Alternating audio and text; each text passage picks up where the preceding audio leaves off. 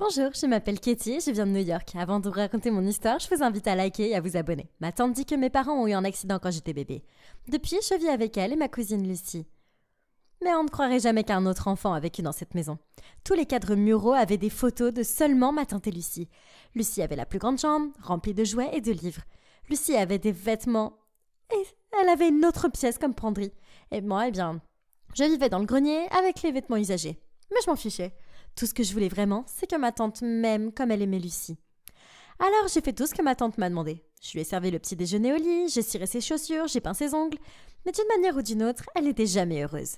Une fois, quand j'avais 10 ans, une nouvelle voisine est venue me rendre visite, à elle et à ma tante. Et elle a eu l'air stupéfaite. Quel bel enfant! Ses magnifiques cheveux roux et ses adorables fossettes. Adorables? Oh! Ce sont juste des bosses sur son visage. Arrête de sourire, Kate. T'as l'air d'une idiote. Va nous chercher du thé. Je suis allée à la cuisine, j'ai craché dans le thé de ma tante et je lui ai donné la tasse avec un visage très sérieux. Voilà!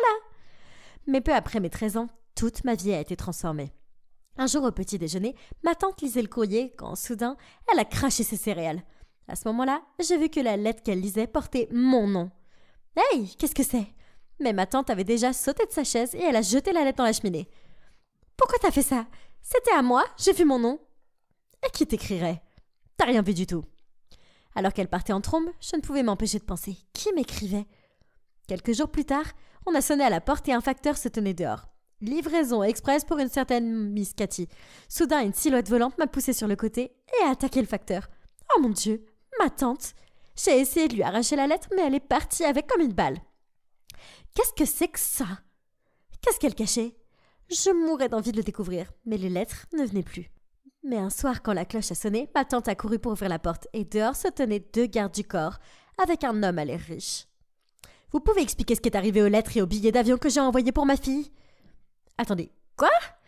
C'est alors que l'homme m'a repéré et ses yeux se sont mis à briller. Oh mon Dieu! Oh, tu dois être Cathy. Tu ressembles tellement à ta mère. Je suis ton père, ma chérie. Papa? Vous êtes mon père? Pourquoi vous n'êtes pas venu me chercher avant? Il a expliqué en larmes que lui et maman avaient divorcé avant ma naissance et qu'elle lui avait dit de ne jamais reprendre contact. Il n'a découvert que récemment que maman avait eu un accident il y a si longtemps et il m'a retrouvée. Alors qu'on s'est serré fort dans les bras, je me suis retournée vers ma tante. Tu m'as fait croire qu'il n'était même pas vivant. Pourquoi tu as caché ces lettres? Parce que tu ne mérites pas de vivre comme une princesse. Tu devrais être ma servante après tout ce que j'ai fait pour toi. Tu t'es servi de moi pendant toutes ces années. Servi de toi? J'ai fait tout ce que tu m'as demandé. Juste pour que tu m'aimes. Et qu'est-ce que tu as fait pour moi? Rien. Non, comment j'aurais pu? T'es comme un mal-dedans qui ne s'en va jamais. C'est ce que j'étais. Papa m'a dit d'emballer mes affaires immédiatement. Mais avant de partir, je me suis assurée de frotter la brosse à dents de ma tante dans les toilettes. Puis, j'ai pris la main de papa et je suis partie sans même dire au revoir. Nous avons pris l'avion pour New York et j'ai été choquée par la taille du manoir de papa. Et ma chambre était 5 fois plus grande que celle de Lucie. C'était génial. Alors que papa me faisait visiter la maison, j'ai soudain vu une grande femme qui me regardait froidement de loin. Papa était marié, donc ça devait être ma belle-mère. Marie, te voilà. Viens rencontrer Katie. Mais Marie s'est simplement détournée et a claqué la porte derrière elle. Plus tard dans la nuit, je suis passée devant leur chambre et j'ai entendu papa et Marie parler à voix haute. C'est son premier jour ici, Marie. Pense à quel point elle a dû se sentir mal accueillie. Et moi alors? Tu crois que tu peux ramener un enfant à la maison et que je vais commencer à l'aimer comme si c'était la mienne? Je me suis éclipsée sans entendre plus. Super, encore une figure maternelle qui me détestait déjà. Quand je suis descendue pour le petit déjeuner le lendemain matin, papa m'a accueillie avec un sourire. Et Marie aussi. Désolée Katie, je me sentais pas très bien hier. J'espère que tu as bien dormi? Ouais, comme si elle s'en souciait. Quand j'ai demandé à papa le jus d'orange, Marie s'est levée rapidement pour me le verser. Et elle a fait tomber tout le pichet sur mes genoux. Oh mon Dieu, qu'est-ce que tu fais? Je suis vraiment désolée, ça m'a échappé des mains. Je sais que tu veux pas de moi ici, mais t'as pas besoin d'être si mesquine. Avec ça, je suis partie en trombe. Tout son numéro d'innocence était faux. Et elle m'a prouvé que j'avais raison bien assez tôt. Quelques jours plus tard, je me dirigeais vers le canapé du salon quand soudain, j'ai trébuché sur quelque chose. J'ai volé directement sur cette statue bizarre et j'ai remarqué, avec horreur, que Marie s'était levée en colère de son fauteuil. Oh mon Dieu! Comment t'as pu être aussi maladroite? Tu sais combien ça coûte? Juste à ce moment-là, papa a fait irruption dans la pièce et derrière lui, il y avait des invités. Qu'est-ce qui s'est passé? On a entendu un grand bruit. Oh, chérie, Katie a cassé la statue par accident. Mais heureusement, elle n'est pas blessée. Papa avait l'air vraiment bouleversé, mais il est resté silencieux. Mais je n'ai pas pu m'en empêcher. T'étais juste en train de me crier dessus, mais à la minute où papa est entré, t'es devenu un ange? Quoi? Non, j'étais juste choquée. Je voulais pas crier. Arrête de jouer la comédie, Marie. Je veux juste que t'aies l'air mal en point devant papa. Je crois que tu m'as fait trébucher avec ta jambe. Quoi? Petite morveuse, comment t'oses? T'as dû trébucher sur le tapis. Ça suffit. Au cas où vous auriez oublié toutes les deux, nous avons des invités. Katie, tu vas dans ta chambre, s'il te plaît. Je suis partie en colère et j'ai claqué la porte. Je lui faisais pas confiance du tout. Papa m'a rapidement inscrit à l'école et je me suis sentie nerveuse en entrant dans l'immense bâtiment. Quelques enfants me regardaient et j'ai souri. Et soudain, une bande de garçons m'a entourée. Oh mon Dieu, tu peux le refaire? Faire quoi? Sourire, s'il te plaît, souris encore. Et je l'ai fait et tous les garçons m'ont regardé fixement. Qu'est-ce qui n'allait pas avec mon sourire? Oh, ces fossettes sont trop mignonnes. Je pourrais les regarder toute la journée. Waouh, ces fossettes sur mon visage? Les garçons aiment bien. Juste à ce moment-là, une fille a traversé la foule. Éloignez-vous d'elle, bande de crétins, vous lui faites peur. Salut, je suis Véronica. Et j'ai pas de rose dans mon groupe. T'as l'air gentille et riche. On est amis maintenant, ok? Eh bien, elle ne me laissait pas trop le choix. Je faisais partie de son groupe de filles populaires maintenant. J'ai adoré ma nouvelle école, mais j'ai commencé à m'inquiéter très vite du fait que Véronica pouvait être assez méchante avec les autres enfants. J'ai essayé de lui dire plusieurs fois, mais elle disait toujours qu'elle ne faisait que plaisanter. Mais un jour, je suis entrée dans la cafétéria et je l'ai vue avec ses amis se moquer d'un enfant avec des béquilles. « Hé, qu'est-ce qui se passerait si je t'enlevais une de tes jambes ?»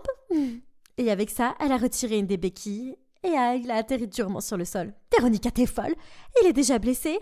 Pourquoi tu l'embêtes ?»« Oh, sérieux, je faisais que plaisanter. »« Mais c'est pas drôle, tu te comportes comme une brute. »« Hey, personne ne parle comme ça. » Elle s'est jetée sur moi et m'a plaqué contre le mur. Je l'ai repoussée et elle s'est écrasée sur le prof de chimie qui passait par là.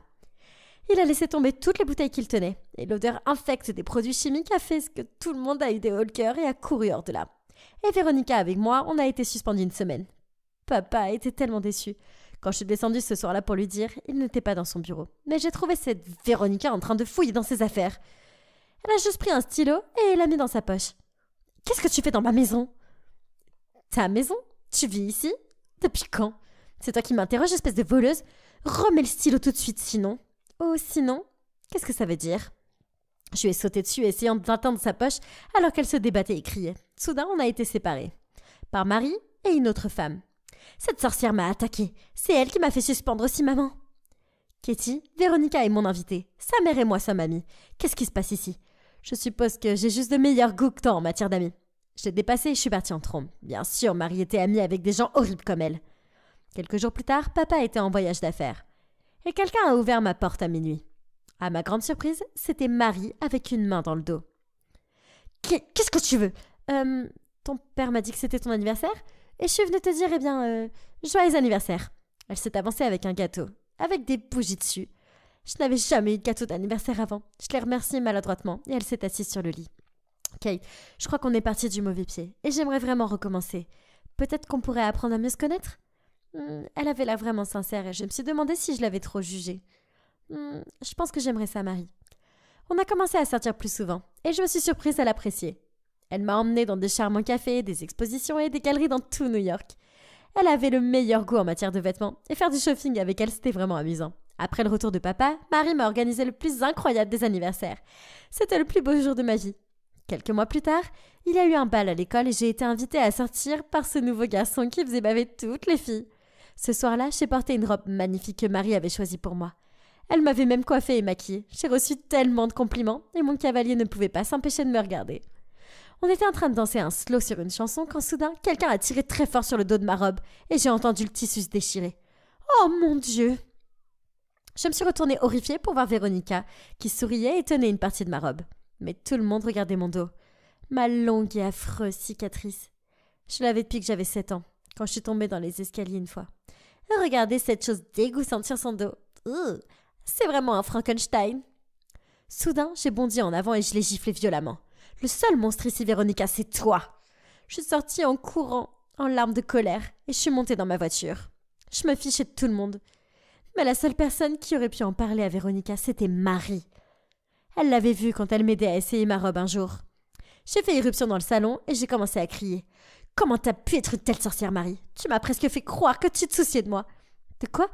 De quoi tu parles? Qu'est-ce qui s'est passé? » Véronica a déchiré ma robe parce que tu lui as parlé de cette cicatrice. Même papa ne le sait pas. Je ne l'ai dit qu'à toi. Et tu pensais que ça pouvait être quelque chose que tu dirais à Véronica pour l'utiliser contre moi?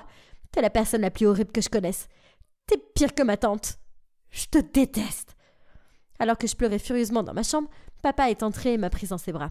« Chérie, il doit y avoir une erreur. Marie ne ferait pas ça. »« Elle l'a fait. Elle l'a fait. Personne d'autre ne pourrait le faire. Ne la défends pas, papa. Ne le fais pas. » Si Véronica pensait que j'allais être gênée et me cacher, elle avait tort. Je me suis retournée à l'école le lendemain, m'attendant à des regards et des commentaires bizarres, mais ce qui s'est passé m'a laissé sous le choc.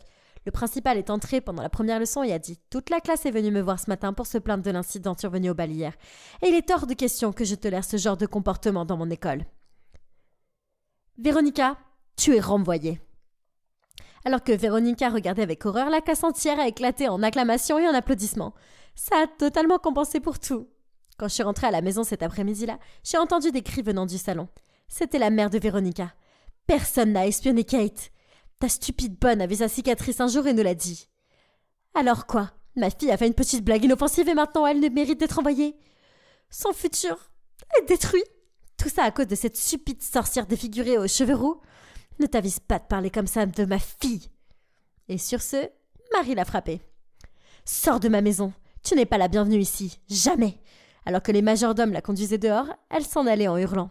Maman m'a soudainement vue. Et j'ai continué à pleurer. Je suis désolée, Marie, d'avoir cru que c'était toi. J'ai juste eu du mal à croire que tu pouvais vraiment prendre soin de moi. J'ai entendu le premier jour. Tu as dit que tu ne pouvais pas m'aimer comme les tiens. Et je suppose que j'ai eu peur de t'aimer, au cas où tu ne m'aimais pas en retour. Oh, chérie, j'ai dit ça, oui. Mais c'est parce que je pouvais pas t'aimer tout de suite. Tout était si nouveau pour moi aussi. J'ai jamais été la mère de quelqu'un. Mais j'ai essayé si fort d'apprendre à te connaître et à t'aimer. Et je t'aime vraiment, Kate. Je t'aime. T'es ma fille autant que celle de ton père maintenant. Je t'aime aussi, maman.